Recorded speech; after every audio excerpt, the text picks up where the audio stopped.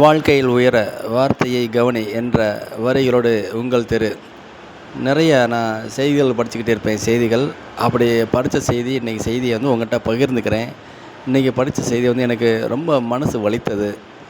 இன்றைய இளைஞர்களுக்கான டிப்ஸ் அப்படி வேணால் வச்சுக்கலாம். இது வந்து அறிவுரைன்னு நினைக்காதீங்க. என்ன அப்படின்னா, ராமநாதபுரத்தை சேர்ந்த 7 இளைஞர்கள் வந்து வண்டியில் போயிருக்காங்க. 2 வீலர் இருசக்கர வாகனத்தில் போயிருக்காங்க. அவங்க எதுக்காக போகிறாங்க அப்படின்னா, 12ஆம் வகுப்பு முடித்ததுக்காக அது செலிப்ரேட் பண்ணுறதுக்காக அது போயிருக்காங்க. போய் மதுபான கடையில் போய் பாட்டில் வாங்கிட்டு வந்திருக்காங்க. அப்போ அந்த 12ஆம் வகுப்பு படிக்கிற மாணவன் வந்து பின்னாடி உட்காந்துருக்கான். அவன் முன்பகுதியில் உள்ள பேண்ட்டுக்கு அடியில் வயிற்று பகுதியில் அந்த பாட்டிலை சொருகி வச்சுட்டு 2 பேருமே வண்டியில் போயிருக்காங்க. எதிர்பாராத விதமாக ஒரு மினி சரக்கு வண்டி வந்ததுனால அது மோதி இவங்க 2 பேரும் தூக்கி எறியப்பட்டிருக்காங்க.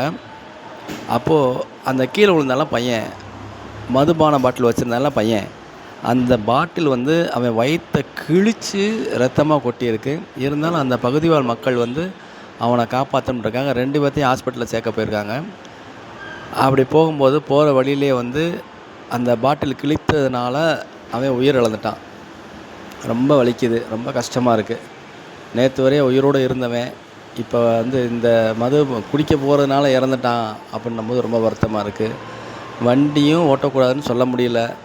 அதே மாதிரி போதைக்கு அடிமையாகாதீங்கன்னு சொல்ல முடியல. இதில் நீங்கள் என்ன வேணாலும் எடுத்துக்கோங்க. இனிமேலாவது கொஞ்சம் பொறுப்போடும் கவனத்துடன் இருப்போம் என்று கூறி விடைபெறுகிறேன்.